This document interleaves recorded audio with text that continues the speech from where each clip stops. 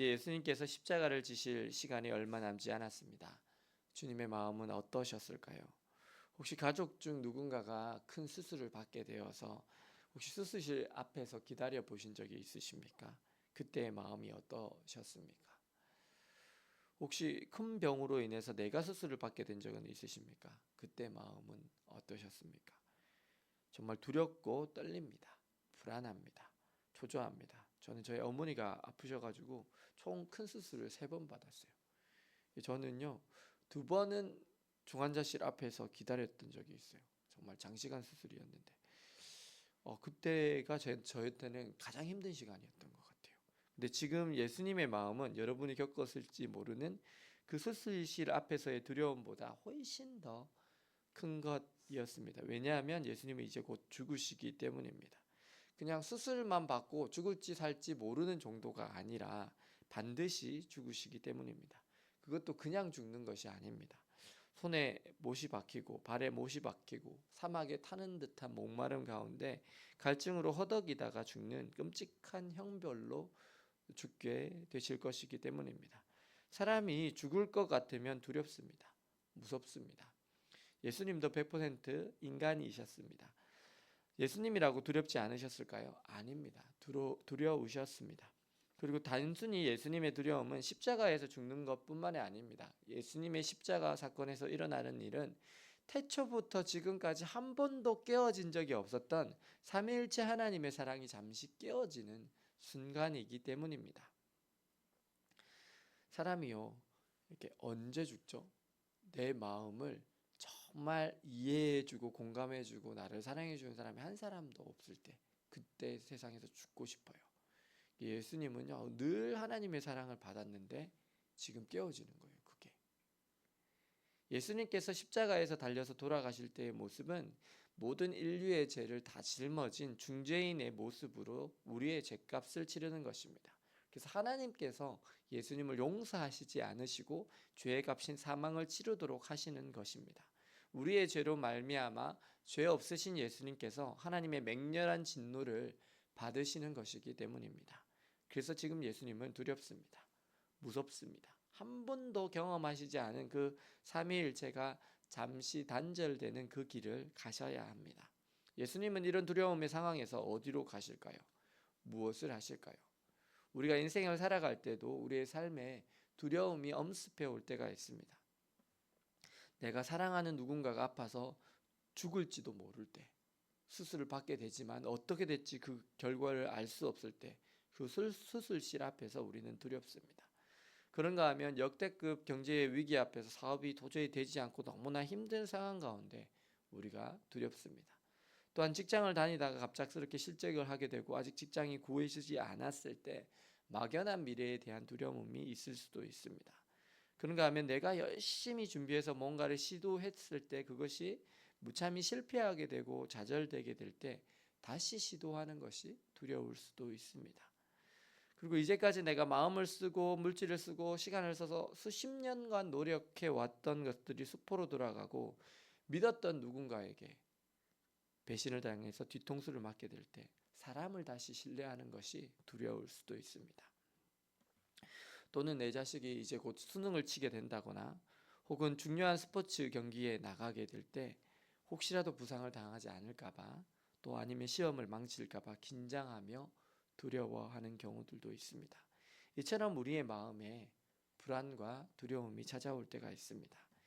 여러분들은 이런 두려움이 우리를 엄습해 올 때 어떻게 해결해 나아가십니까? 오늘 예수님은 자신의 삶에 바짝 다가온 죽음의 위험을 알고 겟세마네라 하는 산으로 가십니다. 그리고 제자들을 앉아 있게 하시고 자신은 더 기도하러 올라가십니다.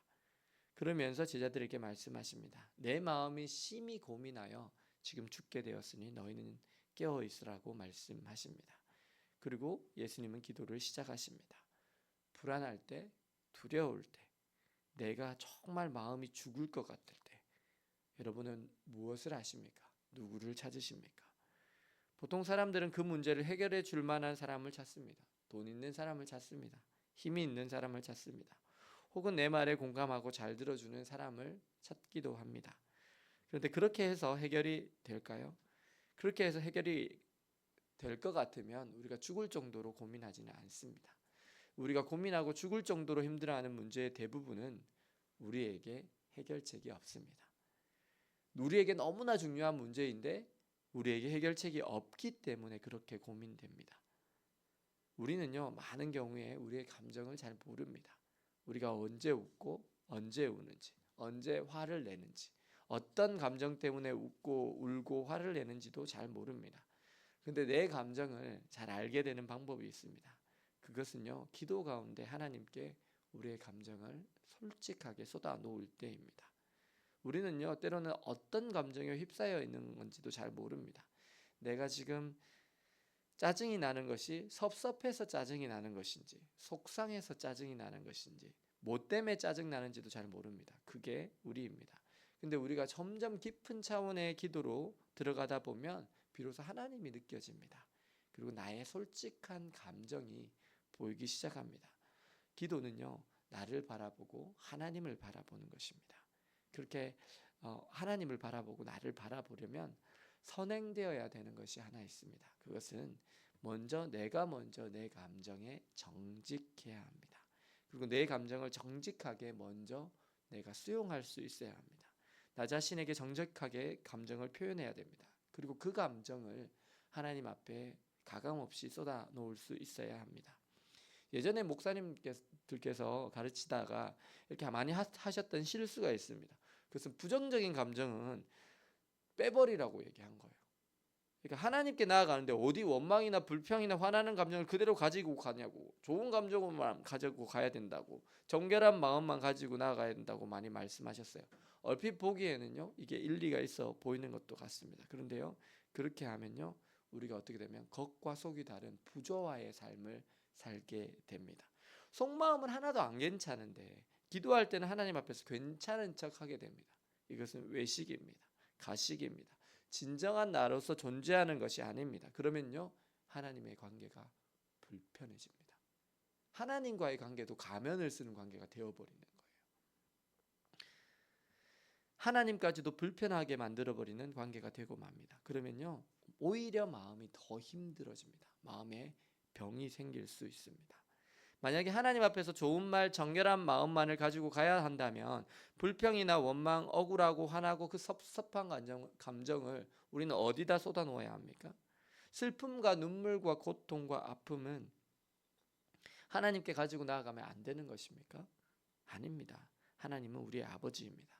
무서운 아버지, 때리는 아버지, 혼내는 아버지가 아니라 우리를 있는 모습 그대로 사랑하시는 사랑의 아버지이십니다. 좋은 아버지는 어떻습니까? 자식이 아프고 힘든 모습을 보이면 위로해 줍니다. 토닥거려 줍니다. 공감해서 경청해서 듣습니다. 그리고 좋은 아버지는 자식이 고통스러운 모습을 보여줄 때 해결해 주고 싶은 마음뿐입니다. 우리의 하늘 아버지는 가장 좋은 아버지이십니다. 우리의 육신의 아버지보다 100배 이상, 1000배 이상 더 좋은 분이십니다. 그분은 우리가 어떤 모습이라도 괜찮습니다. 정말 아버지랑 친하면 아버지께 화를 낼 수도 있습니다. 속상한 일도 이야기할 수 있습니다. 섭섭한 일도 서스럼 없이 말할 수 있습니다. 왜냐하면 언제나 그 좋은 아버지는 내 편이기 때문에 그렇습니다. 오늘 그런 맥락에서 본다면 오늘 예수님의 기도를 조금은 이해할 수 있습니다.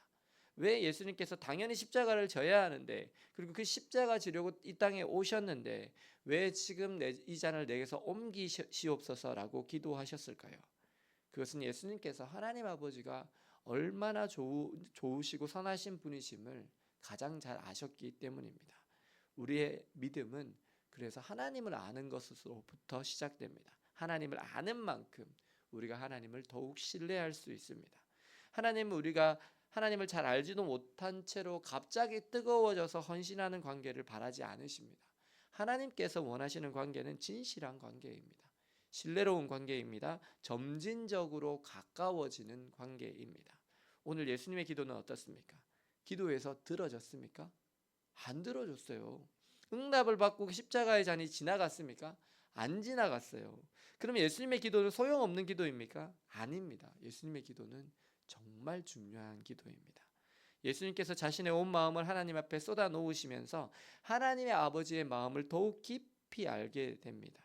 그리고 점차적으로 더욱 깊은 마음으로 기도하시면서 자신이 기도했던 그 십자가의 잔을 피해 가게 해달라고 하셨던 그 마음을 본인 스스로 내려놓으셨습니다.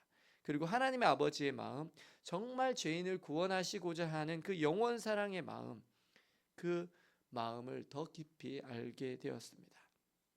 기도에서는 내가 말하는 것도 중요하지만 더욱 중요한 것은 하나님의 마음을 아는 것입니다. 주님의 음성을 듣는 것입니다. 왜냐하면 그 하나님의 음성은 지혜의 음성이며 소망의 음성이며 우리를 살리는 음성이며 사람을 살리고 세우는 가장 의로운 음성이기 때문입니다.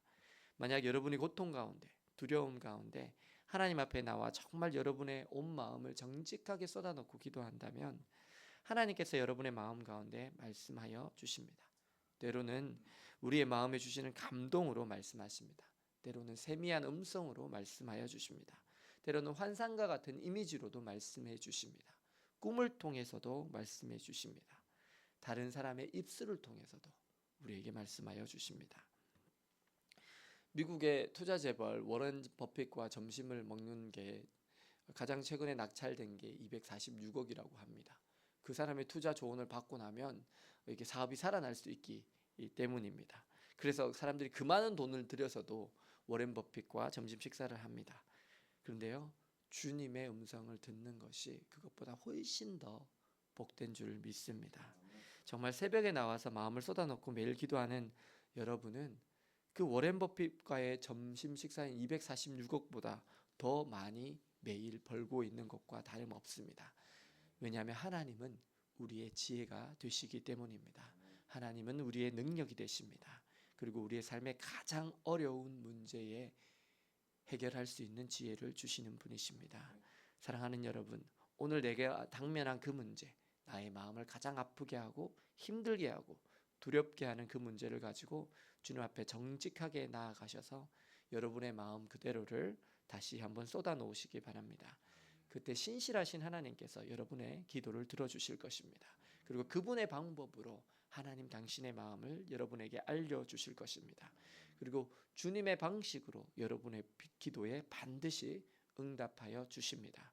오늘 자녀인 우리를 사랑하시는 그 참 아버지 되신 하나님께 우리의 모든 아픔과 두려움과 고통을 쏟아놓으시며 기도하심으로 오늘 우리를 사랑하시는 그 하나님을 더욱 깊이 체험하며 만나시는 저와 여러분들 되시기를 예수님의 이름으로 축원합니다.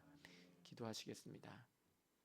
사랑의 주님, 오늘 두려움 가운데 심히 고민하고 슬퍼하사 죽게 되신 가운데 정직하게 마음을 쏟아놓으며 기도하신 예수님을 봅니다.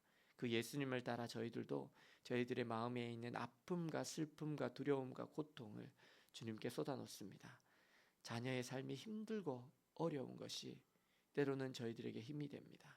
주님, 저희 자녀들이 하나님을 더 깊이 알도록 은혜를 부어 주시옵소서. 성령께서 역사하셔서 하나님께로 돌아오게 하시고 고난과 환난을 벗어나 하나님의 복의 통로로 살도록 인도하여 주시옵소서. 또한 주님, 저희들의 육신의 아픔을 고쳐주시고 치유하여 주시옵소서. 뼈와 관절과 인대와 척추뼈를 만져주시고 하나님 주의 성령께서 깨끗게 하여 주시옵소서. 내가 나사렛 예수 이름으로 명하노니 모든 관절과 척추와 인대와 디스크와 신경과 힘줄은 예수 그리스도 앞에 순복할지어다. 하나님이 창조하신 본래의 기능대로 돌아갈지어다. 튀어나온 디스크는 들어갈지어다. 협착된 부위와 눌린 신경은 회복되었지어다. 주님 치유하여 주시옵소서. 또한 주님, 저희들의 인간관계의 모든 아픔을 주님께 쏟아놓습니다. 주님께 맡깁니다. 억울함을 토로합니다. 주님 공정한 심판자 되어주시고 주님, 우리가 억울한 일을 당하였다면 주님께서 원수를 갚아 주시옵소서. 그래서 저희들이 아픔과 고통을 딛고 기쁨으로 주님께 찬양하는 삶 살게 하여 주옵소서. 예수 그리스도의 이름으로 기도드립니다. 아멘.